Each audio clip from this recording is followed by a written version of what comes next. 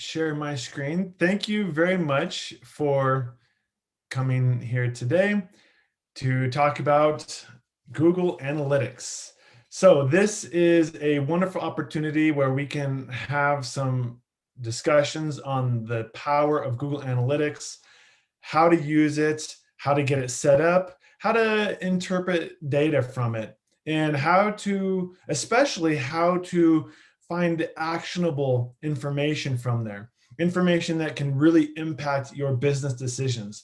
And so this is intended to be a discussion group. So please feel free to ask questions at any time. And in fact, actually, let me ask by chance if anyone has any experience in Google Analytics already, or any questions about that you kind of hoping to get answered today. This is definitely something that you can ask, and so like interrupt me at any time to talk about that stuff. And also, if you would rather just write something in the chat, that is okay as well, and we will get that addressed. So I see that some of you here have never used Google Analytics. You're very new, and some of you have used it before, but you don't really know how to make sense of it or what to do as a next step. So great. I'm going to try to then answer all your questions about this, so we can get so it'd be really helpful. And again, yeah, well, let's just talk. This is a conversation. This is here for the public, just to learn together. Okay, so my name is Ryan Masterson. I am the CEO and co-founder of Green Hat Web Solutions. My particular focus is on UI and UX, and I've worked in web development for many years now, including with some great SEO and internet marketing agencies in the Denver and Boulder area, either as an employee or just like a partner and client or so. What do you know about Google Analytics? So I already know just from chatting with you and from seeing the chat that some of you have never used it before. And so we will talk about that, how to get it set up, and like what you can, with the power that it has for your website. And also too, you're welcome to let me know if you have a WordPress website or not, because there are some plugins available that can make getting Google Analytics set up on WordPress really easily, as well as other like Shopify has it too. The majority of our clients are on WordPress. So yeah, so it's a great tool. It's a great tool. All right, so what is Google Analytics and what is it not? We're going to talk about that just right up front. So first of all, it's a great free tool that you can set up in just a few minutes. And it's a way to see how visitors are interacting with your website, how long they spend on your website, what pages they go to, where did they come from? Did they come from social media, or did they come from like a paid ad, or was it referred from another website? Regarding the point about like how long they spend on the website, let me just speak about that real quick. Is like one of the things that can influence how your site ranks in Google is how long Google determines that people are on your website, and like the duration of the visit per a page. If someone goes to your website and bounces back, which by the way too, you can also find that data in Google Analytics as well, like how many just like bounces you get, like someone bounces and someone goes to your website and then immediately leaves again without visiting any other pages. Google is actually aware of that, especially like if you go enter through that from like a SERP page or a Google or a search engine result page. So for example, let's say you do a search for red tennis shoes, and then you click on one of the links that Google has in that search page, and you immediately, you're turned off by the website, or it's confusing, or you just know that it's not for you, and you press the back button and you go back to the SERP. Google is aware of that behavior, and that is actually having a negative impact on that website, or for their ranking for that particular search term, because Google is thinking, oh, well, this person didn't like it. They thought they were going to like it, but then they backed out right away. So that means that maybe we should not rank this page as high for that particular search term that we were. Or on the contrary, if you click on a page from the SERP and you spend a lot of time on the sites, and Google might think, this person is happy with what they're seeing with this website. Maybe we should rank this a little bit higher. So like the duration of time that someone spends on your website, that can be a signal to Google to rank your site higher. And you can get that information from Google Analytics. Another thing is like the bounce rate. If someone goes to your website and bounces right back to the SERP, that's a bounce, and that's a bad thing in most cases. And so that's like another factor that you can get that data from Google Analytics, and then you can see maybe where your pages, which pages have like the highest bounce rate. And then of course, later on in this session, we're going to talk about goals and why that's the most important thing, but we'll get to that. So, all right, now what Google Analytics is not. This is actually really important because it's really helpful to distinguish what you can get out of Google Analytics and what you can't, what it's used for and what it's not. And so there are a lot of tools available to SEO experts these days, or even just small business owners like yourself who aren't necessarily SEO experts, but know enough to be dangerous. There's a lot of tools out there. And so before we even get deep into Google Analytics, it's good to understand just like what it's used for, what you can expect from it, and what you shouldn't expect from it, what it's not going to tell you. So the first thing that's very important to distinguish is Google Analytics is used to get data on how people interact within your website, starting from where they came from, like where they were referred from, or like a social media thing, but particularly like what they do when they get on your website, which pages they go to, down this particular funnel. Like maybe they start on your home page, then they go to the product page, and then the cart page, or maybe they then back out. What buttons they clicked on. You can find this information from Google Analytics. Some of it you might have to set up some special like event trackers. Some of it's easier to get than others, but it's all intended to tell you what is happening on your website when people get to your website. Now, that is opposed to something like a tool like SEMrush or Moz that will tell you how your website is ranking. So Google Analytics does not tell you how your website ranks. Okay, so in other words, and I can have a little example. So Google Analytics will tell you like where people go on your website, how long they're spending on it, which page they enter on, and which page they leave on. But it's not going to tell you how you rank for certain keywords. If you're interested in that data, you'll need a different tool. And so I can show you a small example of that. So for example, here is an example of, we're looking at Moz Pro. This is a Moz Pro account. So this is some data that you won't get from Google Analytics. And what this is showing us here is it's showing us like where this website ranks for this keyword. So for the keyword for Brazilian merchant service, our website, this is our website here, we rank number 3 for this. The reason why we rank number 3 for this is because we wrote a great blog post about Brazilian merchant service providers, because some of our clients were from Brazil, and it ranks very well. And another example is Website Performance Service Denver, or WordPress Optimization Services in Denver. So for these keywords that have to do with our services, we rank number 8 and number 9 respectively. It goes right to our homepage. So in this particular example, you can see it goes, so when someone searches in Google, again, just to clarify, if someone searches in Google for Website Performance Service Denver or WordPress Optimization Services in Denver, our website is going to appear like in the number 8 or number 9 position. And it recently moved up. It was like number 12, but now it moved up 4 places to number 8, and this one moved up 18 places recently. So that's very good. And it also tells us, like, maybe for some of these other ones, like, it goes like a different page. So how to filter an IP address range. We wrote a blog post on that, and so that's ranking number 6, and nationally, and it's going to this page.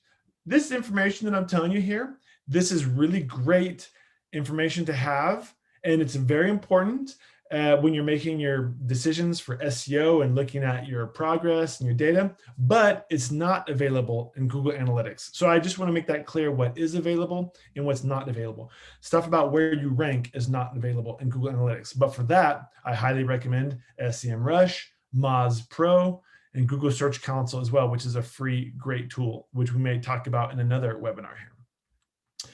Google Analytics does not tell you how many backlinks you have to your website. And this is very important, or very noteworthy, because backlinks are one of the most important factors that Google will take into consideration when they're ranking your website. They want to know how many other websites around the internet rank to yours. The more you have, the better. Of high quality. We don't want spam backlinks. That can actually hurt your rankings. But high quality backlinks from other websites that link to your website, very good thing. You do want that. That can and should be a part of your SEO strategy, but you're not going to get that information from Google Analytics, at least like to the degree that, Ahrefs and Open Site Explorer can provide, or tools like Moz. So here again is an example from Moz. I put in here Topgolf, topgolf.com/US. We're not affiliated with this. They're not even one of our clients. You can put in any URL you want, any domain name. So this is just a random one I just thought of and put in here. Topgolf.com. It has a page authority of 57 and a domain authority of 66. And it has 4,600 linking domains, backlinks. And these are, and so you can find lots of data on this. For example, in the higher quality of the page that links to your website, the better. For example, here is information on the top followed links to this site. We have the page, we have Pro Football Hall of Fame. It has a page authority of 61, and that's great. So this is like, out of all these 4,000 links that are linking to Topgolf, one of the ones with the highest page authority is the homepage of the Pro Football Hall of Fame. And when I went there to look at it, I'm just looking at right here, I actually don't even really see that Topgolf link, but maybe it is one of like the sponsors of this. So like, for example, maybe Topgolf sometimes appears here in this list of sponsors. I don't see it at the moment, but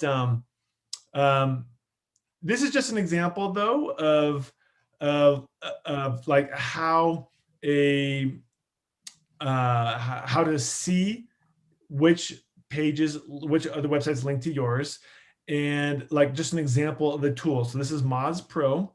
Moz Pro is a paid tool. You do have to have a paid account for that. There's also Ahrefs, which is really good, and Open Site Explorer is part of Moz. Okay, lastly, right. Yeah. One question before you move on. Robin was just wanting you to show an example of a backlink. Okay, yes, really good. Okay, thank you for asking that. Great question. So let me actually see if, okay, all right, let's take a look at this example here. So this is still like, I'm looking at topgolf.com on Moz Link Explorer. We looked at Pro Football Hall of Fame, I couldn't find it. So let's just look at this one, the next one. Highest page authority and list is USA Today. There's an article. So we go here to USA Today, and it says here, it looks like it's an article about Topgolf. And let's look to see if there is a link here on this page, because I wonder if nope, that one is not it here. I was just trying to take a look here to see. Okay, here it is right here. This is it. So an example of a backlink can be as simple as this. It doesn't have to be fancy. Like, we're not talking about anything, like a backlink doesn't have to be anything fancy. Like, if someone, in this particular case, it's a news article, and in this news article, they just wrote, okay, here's the website, topgolf.com. And if I inspect it here, when I'm going to see that so it can be followed. It's not being blocked, and I can see it from a code level. But basically, that's it. A backlink is just when some other website links to your website. It could be like within the news article, or it could be kind of like in this football example. It could be one of these, like these. Oh, here it is. Actually, it just now appeared. Maybe I missed it before. I'm not sure. Maybe you guys saw it and I didn't. I don't know. Or maybe it changes regularly, but here it is right here. Here's the backlink on Pro Football Hall of Fame site. You click on it and it takes you to Top Golf. And so that's a form of a backlink. And so these things, backlinks, are super important, super important. As like, when you're considering your SEO strategy, this is actually something you want to think about. Like, how can I get a backlink on a website? Either it could be like a sponsor button like this, or it could be even just a link in an article or a blog post like this. Okay, so moving on now. How does Google Analytics work? Okay, so there's tracking code on your website, and every time a person interacts with your website, like they may click on a button, they may load a page, go from one page to another. Behind the scenes, information is being sent to Google Analytics server via like some script and some code. So as you interact with the website, totally behind the scenes, data is being collected about that interaction, and you don't know about it, but unless you have a blocker, it's happening to you for every website that you visit, and every person who visits your website, unless there are blockers installed, which you can do. Okay, so now let's get started here. How do you even create a Google Analytics account? So we'll send out, by the way, an email with these slides on it, so you'll have all these available to look at later. We'll send an email with all these names and these links. If you're on our mailing list, which you will be if you've joined this meeting, unless you've manually unsubscribed. So you'll get an email with these links. And so this is how you go to get started. So you click here, Analytics Web, and I will show you how to set one up. So let me see here if I already have like a tab open here. So let's actually, once you log in, if you have like many different accounts, you'll see like all of your different accounts in this list here. And so for me, so we're going to go to our green hat account here, and here is like a test. So let me set up a new one though. So you'll click on create property. And by the way, actually, let me go back real quick to explain something that has changed recently. This is kind of important. So I should mention this. In fact, I just had, since the last time I gave this presentation, I had to update my slides. There is now a new feature within Google Analytics called Google Analytics 4. It's basically the latest version of Google Analytics. Previously, it was called Universal Analytics, the type of property that is, and how things were measured in this interaction. And like they were measuring the page views. They were measuring an event, like an event maybe be like when you click on a certain button, or when you scroll down the page, and it was measuring some of like the ecommerce transactions and the timing and all that stuff. In Google Analytics 4, the new one, everything is just tracked as an event, which actually is a better model for the way that the websites are becoming just more dynamic and interactive and JavaScript powered and all that. So Google Analytics 4 is like the new and latest name of the type of property. So I just want to mention that. So when you go in here, and let's actually create a new one. So after you create your Google Analytics account, I mean, this is basically like once you sign in to Google Analytics And if you just go to analytics.google.com, you can get there, and you have to log in with your Google account. You'll create like your overall account name, which could be like your business name. So for example, Green Hat Web Solutions is our business name, and then we have several websites here that is under our umbrella of Green Hat Web Solutions. And so your business name could be like the account name, but the property could be your website. So that's what we're going to do right now. We're going to create like a property. So we click here, go here, we create a property. And for the property name, this could be like your website name. So for example, here, let's just talk about, we can just say we are history lovers. And that may be the property. Maybe we have a website about history and for bloggers. So we click next.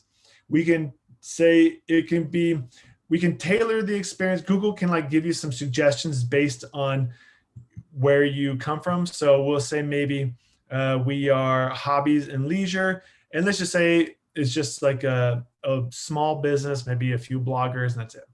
And then what do we want to do with Google Analytics? Maybe we want to figure out how to measure content monetization, which might be good if you're writing for to earn money off of your writings, like if you have ads on your own site, for example. And then and all this information, it doesn't matter what you put in. It won't change the Google Analytics data. It just will maybe change the suggestions that Google gives you as you go. So we click create. Now we choose a platform. And I think for everyone here, we'll all choose web. We can also choose an iOS app and an Android app. So we choose web, and now here is where we put the website name. So let's say our website name is historylovers.com. And we could even give that a name as well. The reason why I'm kind of duplicating what I put before is because you can actually set up different streams for different purposes. For example, we can have one stream that is all data. And then we can have one stream that is filtered so that like it's only people from the United States, for example. Or maybe like if you work at a really big company and a lot of internal people go to your website, you might want to filter out all internal traffic.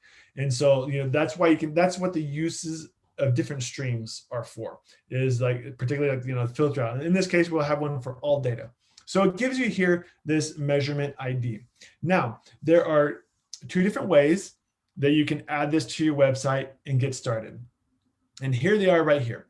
The tagging instructions. You can either create a global site tag, or you can add it through Google Tag Manager.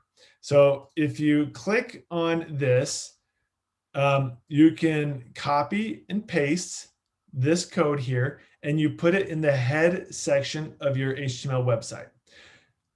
Or there's also a third option too, by the way. A third option is if you're like, for example, using WordPress or Shopify, sometimes they just may tell you, hey, just give us this code here, the measurement ID, and we'll go ahead and add it to all pages as a convenience. And so like if a WordPress plugin can do this, Shopify can do that. So there are different options. And if anyone wants to ask me, if anyone has any problems installing their Google Analytics, I'm happy to take a look at that and just tell you, oh yeah, you could use this plugin here, or maybe you had it in the wrong section instead of the head, maybe it was in somewhere else, like in the body or something.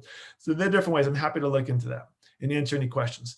Another way to do it is through Google Tag Manager.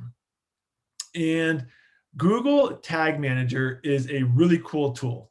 If you are new to setting up Google Analytics, I would actually go ahead and recommend that you set it up via Google Tag Manager. So what Google Tag Manager is, and if you go to just do a Google search for Google Tag Manager, you'll come up with something like this. So this is Google Tag Manager. Now, what is the difference between Google Tag Manager and Google Analytics? So Tag Manager is simply a place where you install one piece of code on your website on all pages.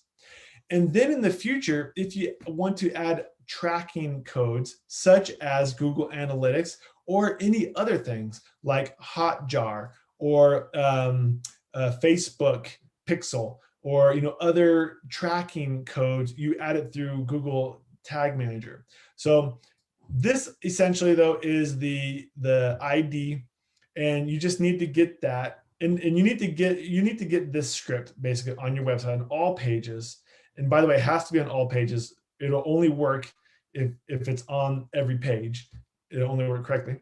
And you can do it via that or Google Tag Manager. Would anyone like to ask any questions right now, or should I keep going? Because I could explain a little bit more about Google Tag Manager, how that works, why that's beneficial, or I can keep going. Yeah, I'm still a little bit fuzzy on how Tag Manager works and how it's separate from Google Analytics. Okay, yeah, good. So I can, the way I can explain it, here's another example that I can give to you. Years ago, before Google Tag Manager came around, when someone wanted to install a tracking code on a website, they had to call up their developer or their IT team and say, hey, I have this tracking code. In fact, they may have even put it in an email. They say, okay, yeah, copy this into an email. They email it to their developer, and they say, can you please install this on every page of our website? And then the developer says, okay, and they install it in the head tag, and then they're good. But then like a few months later, they want to install a Facebook pixel to track Facebook pixel progress. And then maybe a few months after that, they want to install something that for some other service that you wanting to track. So Google Analytics is only one of many things that you could track on your website. Another one, like for example, is the Hotjar, which measures like where your mouse goes, on a web page. It's unrelated to Google Analytics, but it's a separate. They're two totally separate systems, but they are related in the sense where essentially what's happening is that there is like JavaScript in the background that is sending data to their respective servers. So the Google Analytics server is receiving data, and then the Hotjar server is receiving data, but only if these scripts are on these pages. And so before Google Tag Manager came around, you had to install all these scripts manually on every page. What Google Tag Manager is designed to do is it doesn't track anything by itself. All it's meant to be is like a container, so that now you no longer have to call your IT help desk or your developer. Now you have this interface here. Once you basically install Tag Manager on your website, now you can go in as like a marketing person, and you can add in multiple tags. So for example, here on the website, greenhatwebs.com, we have all of these different tags that we are tracking. And this is the type of tag. Here, this is like a Google Ads. So we're tracking stuff from Google Ads now. And here we're tracking stuff from Google Analytics. Now, also we could track stuff from Hotjar. We could, or Facebook and other, like there's many things that you might want to track on your website, and it can be overwhelming. So I would say, don't get overwhelmed on all the different tools that you could be tracking, because there's a lot for sure. But so the point is that now though, like I don't have to call up my web developer anymore. I can just log into this interface, and I can set up like for different pages on the website, I can set up different tags. So like, for example, if I just take a look at this one here, I can see that it's a type of, it's tracking Google Analytics, and it's doing like an event. And so, so I can see that information that's coming in. I wonder if there's another example. So here, for example, is the conversion ID number. So in other words, I would be taking like this measurement ID, and instead of adding it to my website directly, I add it through Google Tag Manager, but Google Tag Manager itself is on the website. So I know that's really confusing. And if you have more questions, I'm happy to walk you through more of that even after this, after this meeting, because I know it can be really kind of hard to get your mind around. What's the difference between Google Tag Manager and Google Analytics? So yeah, I can help with that later. feel free to reach out to me, write me an email and I can definitely help. So, all right. So now we're going to, actually, this is what we just did. We just kind of created like a tag. Now I have another question for you guys. Okay. All right. Is tracking your website's visitors and the number of pages visited the most important things you can learn from Google Analytics or an SEO expert? In other words, what I mean to ask is, usually the biggest thing that people want to know is, when it comes to Google Analytics, is how many visits or how many page views do I get? And I would suggest I would suggest that that is not the most important thing. What actually is the most important thing is conversions. So, because if you have 1,000 visitors or 1,000 page views even per month, but you only have a 1% conversion rate on those 1,000 visitors, that would be worse than having like only 100 visitors to your website a month, but with a 75% conversion rate or something. So, or maybe, yeah. So like the point is you need conversions really is like a thing to look at, which we can do with Google Analytics. So that's what we're going to talk about now. So there are different types of conversions that you can kind of create. And a conversion is something that you define. You actually can create you think about yourself, because it's going to be different for every business. And a conversion can be like if someone goes to a certain URL, or if they spend a certain amount of time on a page, or if they go to a certain number of pages, or if they do some certain action that you want. Here are some examples. Maybe a conversion is submitting a contact form. In fact, this is actually one of the most popular conversion forms that I think like a small business might be interested in. That or an actual product. Like if you have an e-commerce site, a conversion is when obviously someone purchases a product. That's a major conversion. But if you don't have an e-commerce website, if you're not selling stuff, you still have conversions. There are still things that or you should still define conversions for yourself. But again, it's dependent on you, and you define that. It's not something that Google Analytics is going to tell you automatically what a conversion is. You have to come up with what your own goals are. But so an example of that, if you are not an e-commerce website, and a great goal to have is when someone fills out a contact submission form, say, hey, I really liked your work. Can you give me more information? Or maybe you offer services rather than products. So it's not an e-commerce, but you are still offering services. An example of this might be massage. So if you're a masseuse and you want people and you want to get more business, a good goal for you would be when someone fills out that contact form saying, hey, I want to schedule an appointment. Great. That is a goal and a conversion. And so, it's going to depend on your business.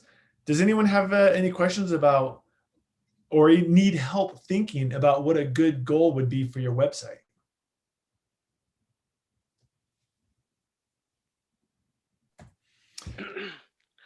I have a question.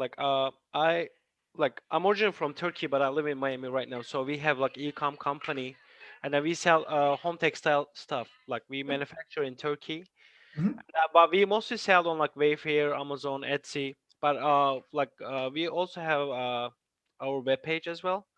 But we want to do like more sales on like Shopify, and then I just want to get like more information and like some like tips and tricks.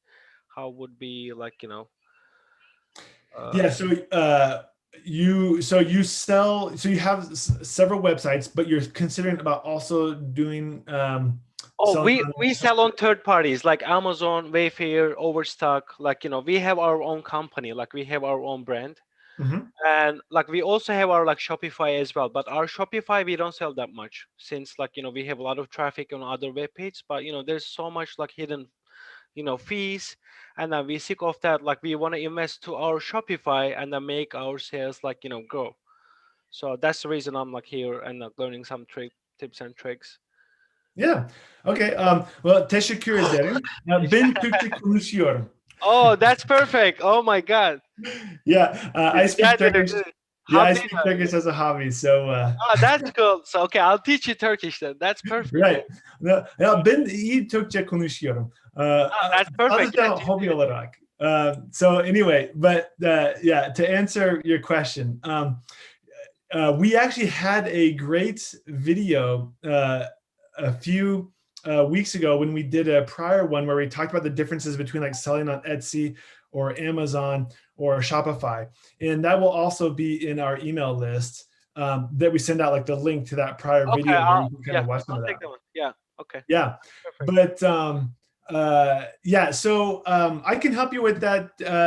I think the short answer, since you asked that there right now, is that like the benefit of selling on something like Etsy or Amazon is that the customers are already there, and that's great. The bad thing though is that they take a huge percentage Yeah, of our your like we sales. actually close our Amazon account, so we mostly sell on Wayfair. So we Okay. have great reviews on Wayfair, and then their working system, they take you like from wholesale prices, and then they put the like profit, they add the profit margin, and but it's like it's we manufacture them. We don't buy from anywhere else. So we design, we manufacture in Turkey, and we ship from Turkey. Like our company based in New York, and then what we want to move to like we already moved to Miami, but we also like want to move the company down here because of tax rates. Right. Good. So Yeah. So now you're looking to open up on Shopify, right? To get like to have we your. already have our site. So we already have our site. If you guys want to check, I'll just type on. Yeah, sure. Actually, we can look at it together here. I can actually. Oops. Let's see here. Let me get out of my. Yeah, I just typed it. Okay. If you're okay, if you're comfortable, I can actually even put it in like this. Yeah, Like no problem. Yeah, just go ahead, Okay. please. I know it would be better for other people, I guess. Like Yes. Yeah, we can kind of look at. Okay. Yeah. Great. I see it. The mikeandcode.store, right? yeah, so yeah, but we will also like change to mycanconewyork.com. So this. Okay. And is this on Shopify right now? Yeah, we have on. So yeah, it's Shopify based. Okay, I'm great. not a technical person, so I'm on one of the like owner of the like company. Uh-huh. But I just want to like learn more like stuff. Good, good, good. Yes, yeah, it's a very beautiful site. Good job. And yeah, it does look like it's all on Shopify. So yep, real good. And yeah, it's very nice. I like it. So let's see actually if you have Google Analytics installed, or I'm looking on the page source, I can kind of see, or Google Tag Manager. Let's see here. Let's see. Give me like 5 seconds. I'm coming back in 5. Sure. Okay, so yeah, this one. Okay, I can see the Google Tag Manager is not installed on this one. So maybe Google Analytics is, and I'm not seeing that. So let's see here. Oh, there is some maybe. Okay. Oh yeah, there is. Here's Google Analytics. So that's somehow I can see. So I think someone else asked a question earlier about what the difference is between Google Analytics and Google Tag Manager, and basically like one answer to that question is like, or here's like a real life example of this particular store has Google Analytics installed on it rather than Google Tag Manager. So what this means is that like if they wanted to add more tracking codes like Facebook Pixel or Google Ads or something like that, they would just have to add them, to the website again and again and again. Like a developer or their Shopify developer would have to add that. Versus if they had just a Google Tag Manager installed here just once on all the pages, then they would manage the Google Analytics through like an interface like this, and you would not need a developer, at least in most cases, to do that for you. Okay. So you suggest us to do like the other one, or?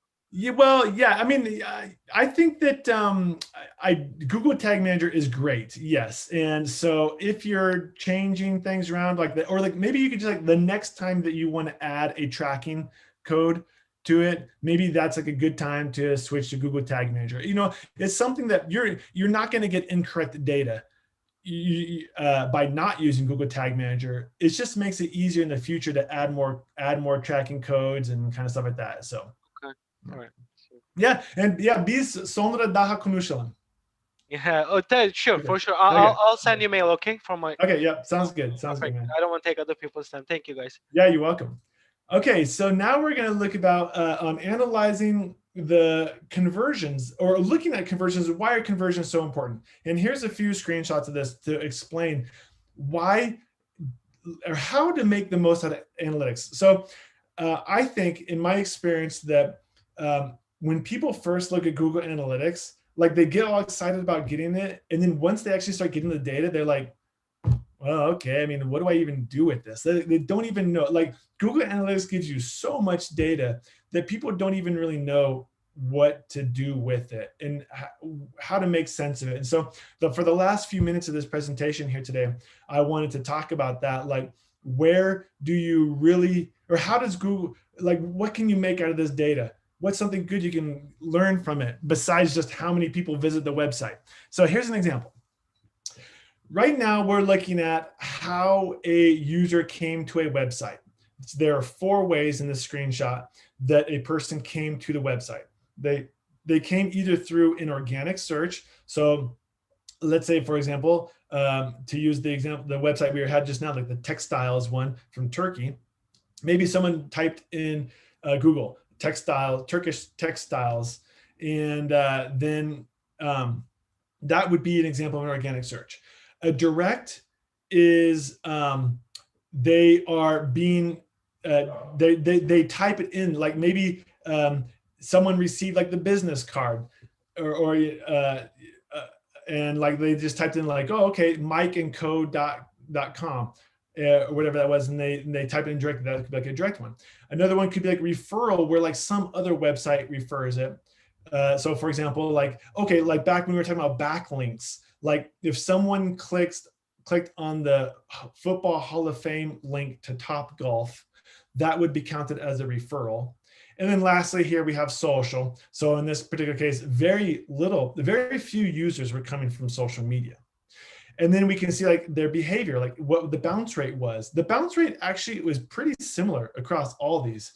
It was all around like an 80%-ish bounce rate for all these. So that's pretty much the same.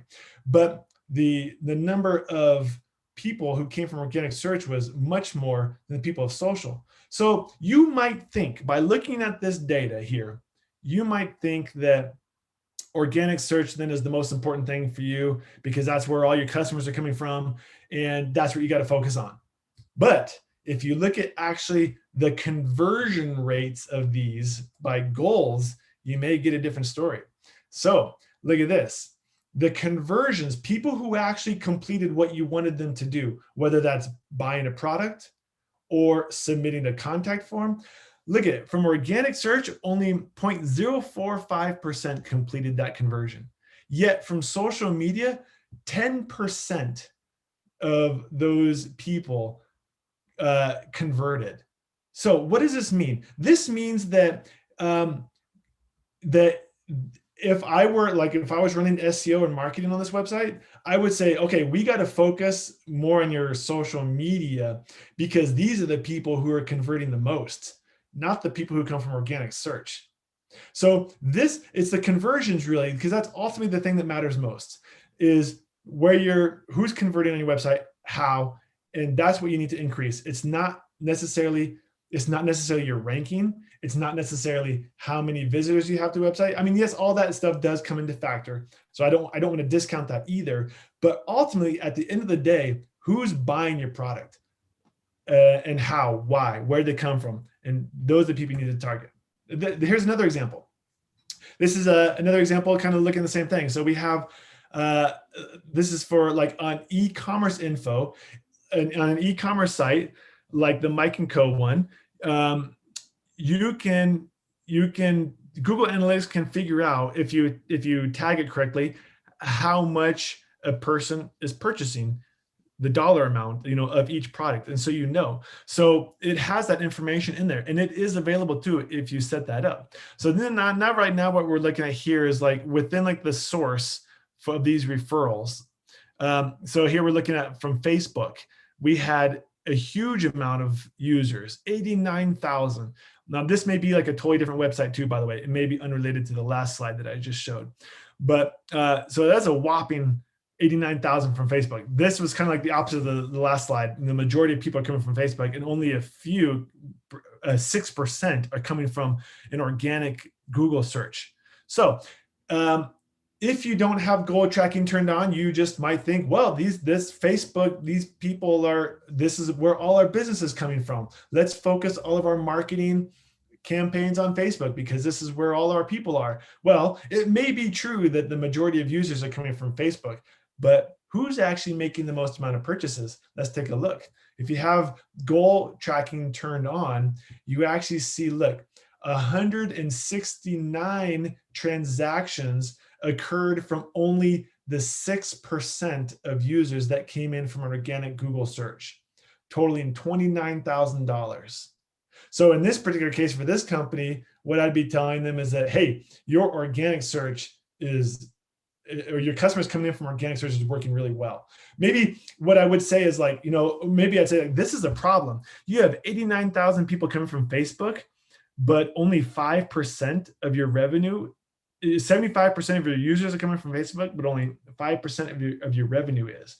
That could be a problem. And so this may be like a way to figure that out. So these are some examples of how to use information. And I'm going to show you how to even set up a goal, because it's actually not too difficult. In fact, it's pretty easy. So I'm going to go to, okay, if I go back to the admin view, okay, so this is like our website here. And if I want to, so here are goals right here. And you just look for the place that says goals. If you're using this one hasn't been converted to Google Analytics 4 yet, the goal would probably be in this column right here. But in this older version here, it's actually still in the right column here in goals. You click on goals, and you can create a new goal from right here, or you look at some existing ones. I'll just show you this existing one, and it's just so simple. Like all it is, this is it really.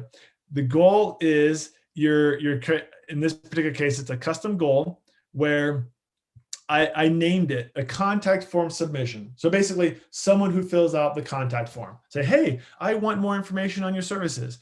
And the way I'm tracking that goal is it's a destination. So in other words, after someone clicks on the contact form, it takes them to a thank you page.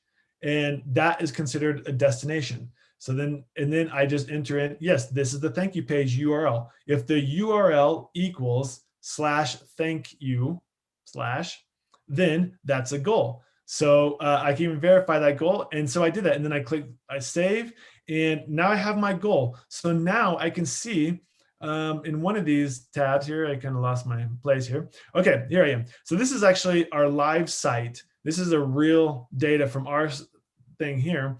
I can see that of some recent, within this particular time range that I was looking at, of where traffic was coming from, referrals, I see we had 7 users come from Baidu, which is a Chinese search engine. And 2 of them, or 3 of them, came from clutch.co. And here it is right here. These two of these filled out the contact form submission. And this is awesome, because now I mean, just with this little bit of data, I mean, these numbers are really small compared to the other ones I had in the slide just a little bit ago. But the point is that like, I see that, oh, cool. We're getting some people filling out the contact form from clutch.co. So as like a marketing person, I have to think, okay, well, we got to step up our efforts to improve even more clutch.co. And by the way, clutch.co for us is just an online directory of many web development agencies. It's actually very common in our particular industry. It may not be in your industry. You might have your own thing. For us, clutch.co is a very important directory where we get some leads and all that. So that's an example of how the ease of setting up a goal, and then the importance of looking at that information. Ryan, there was another question in the chat too while you were talking. Rachel was wanting to know what the pages/session was. I'm sorry, Rachel wanted to know what? What the pages/session is. Okay. Yes, this session. Let's see. Okay. So, pages per session. Okay, gotcha. All right. Let's look at right here. In this particular case right here, these are like the 3 users that came from Clutch. Out of these 3 users, they were considered new users, which means that they did not a certain length of time. Well, they either really were 3 users, is what I'm trying to say, or they could have been repeat users, but just with like a long enough amount of time between the visits that Google lost track of them, or counts them as a new user. So anyway, there were like 3 new users, and there were 3 sessions. And a user is different than a session, because the same user could come back and have like a second session later. So a session is like kind of like the kind of like the experience of going to your website. You could have the same user could have multiple experiences or sessions of that. The bounce rate is how many people came and then left immediately without going any further. 33% did. And because what that is like, out of the 3 people who came to our page from Clutch, 1 person left right away. So that's why we have 33% bounce rate.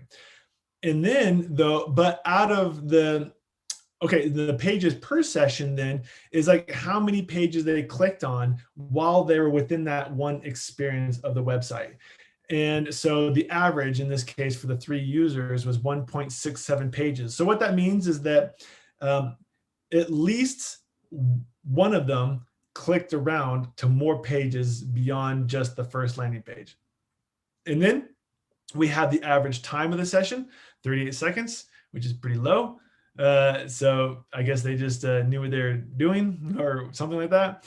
And then, we like the percent of who converted. And so 2 out of the 3 users converted. So we have the 66% rate. And then so here we are, the 2 conversion. And I can even assign a dollar amount to it. So as I said earlier, in e-commerce, you can tag your products to, or you can basically pass that data to Google Analytics, how much each product costs. So it knows how much the transaction is for, and it can calculate that in.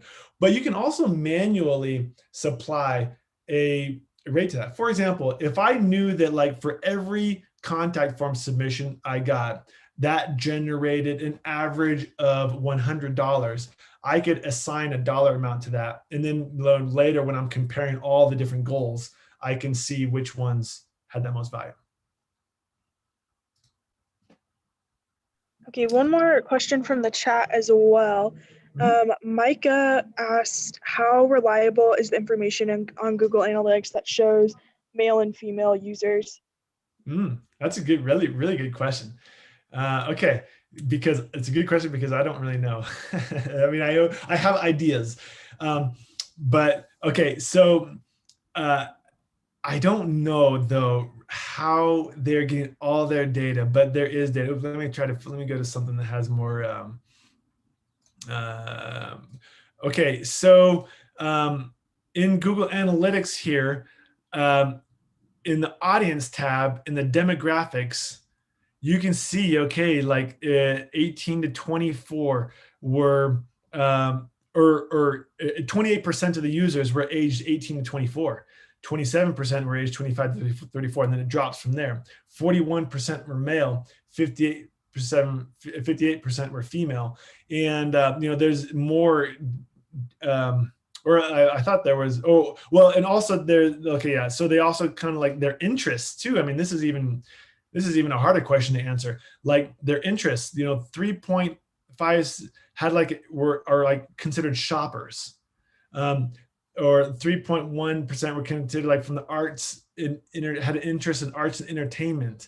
And my guess from all this is that, Google is a big data machine, and whether we like it or not, and unfortunately they're tracking us, and there are certain things that is being tracked about your behaviors that can be then accessed in Google Analytics. No identification is given. Like you can never see. By the way, I should mention this too, because this is important. With Google Analytics, you can never see who exactly visited you. It won't give you that information, never. So the only way to track who visited certain pages is if you literally have like user logins. Only at that point, when a user logs into your website, then you can maybe track that. But Google Analytics itself is never going to give you that information. So, there is some anonymous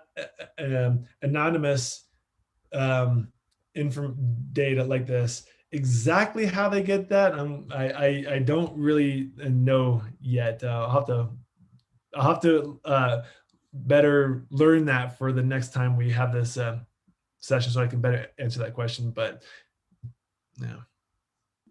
And then also going back to the pages and session stuff you're talking about, right before this, Rachel had a clarifying question, is asking if you could set multiple goals. Oh, of course. Absolutely. You can and should set mini goals. Goals are really where you want to be. I mean, so if I wanted to set like a new goal, I just kind of went back to the admin. Here's like the admin area. And you could set more goals. And I do recommend that, because goals is really where it's at. I just can't stress that enough. If you don't have goals, in my opinion, then all you're doing is just looking at data that's hard to make actionable or good strategic decisions on. You can only make good strategic decisions if you have certain goals set in mind, and if those people are meeting those goals or not meeting them. So yeah, so here I'm back in the goal area. I can click on new goal. There's actually some templates that we could use. I'll show you kind of how that looks. You can click, you do the template. Goals to set up are so easy. So let's just say maybe like, how about like watch a video. Like maybe that could be a goal. Like you have like maybe a video embedded on your website, and you want to know how many people watch that video. And so in this particular case, you can choose the event, played a video, and then continue. And then in this particular case here, you would, this does get a little technical right here. Watching a video may not have been the best example, because it does require, you actually have to create like an event listener on that, but maybe not in Google Analytics for the new one. This is still in the old version here, right here. But so that particular example of watching a video may not have been the best one to show you, but let me just change this instead here to pages or screens per session, and click on that. And then if it's greater than, okay, 5, okay, and that's my goal. So if I wanted to watch, or if I wanted to see how many people, or if that was my goal, I want at least 5 pages visited for every session that I have, and that's my goal. And great, it could be, because it can be whatever you want it to be. So I'll say, browse 5 pages, and I can even verify this one to see how that would. So in this particular case, there'd be a 0% conversion rate in the last 7 days. So 0% of people in the last 7 days have visited 5 pages in one session. How about change it to, and we'll re-verify this one. Okay, that would have led to an 8.96% conversion rate. So, okay, great. Well, there is also some information on how to increase conversions. Here is an email list that you could sign up for. We're not affiliated with this company at all. It's just a third party that I think provides some good ideas as well. conversionrateexperts.com. There's some information here on how to maybe do a little bit of optimization. And lastly, about how to, I'll say just real quickly, because this is kind of important, especially if you have a lot of internal people looking at your website, you should probably stop tracking your own data. You don't want to mess up. You don't want to skew your analytics by tracking your own employees when they visit your website. And so like, here's actually a tool that you can use. You just add this add-on to your Chrome browser, and now it'll block Google Analytics from there. So that there's also another way you can do it too. Like this particular add-on here blocks all Google Analytics from all companies, from all websites you visit. Another way to do it is like you could filter out your company's IP range. And that's something you'd need to talk with your IT support about that. But there are different ways to do that. So. Okay, so as we're closing down here, let me just say that we offer these free educational services to the public as part of our mission to spread education and to meet new people and to our way of giving back to the community. In return, if you really like this presentation, we would love it if you wrote a review for us on Google, on our Google page. That would be like a huge expression of gratitude. And so this is available for free. We have more coming up. And our next one, I believe, is on PPC, scheduled for 3 weeks from now. And in the chat, you can find out a link on how to write a review. If you want to write it on our Google page or our Facebook page, that would be awesome. We'll also send up a follow-up email with a link to this video and the slides as well, so you can have all that information. And lastly, feel free to reach out to us and I can help you. My email address is listed here. So everyone, thank you very much. And maybe I'll take one question, but I will kind of end this soon since I know we're kind of ending time. Is there one question maybe? Okay, great. Well, then thank you everyone for coming out and have a good day. Thank you, Ryan. I'll reach you out with email, okay? Okay, yep, sounds good. Thank you. Yeah, do you want me to write Turkish or English? Yes, you can. Yes, you can. So you can write. All right. Yep. We'll do that. Okay, Thank cool. you so much. Okay, bye. Görüşürüz. Bye bye.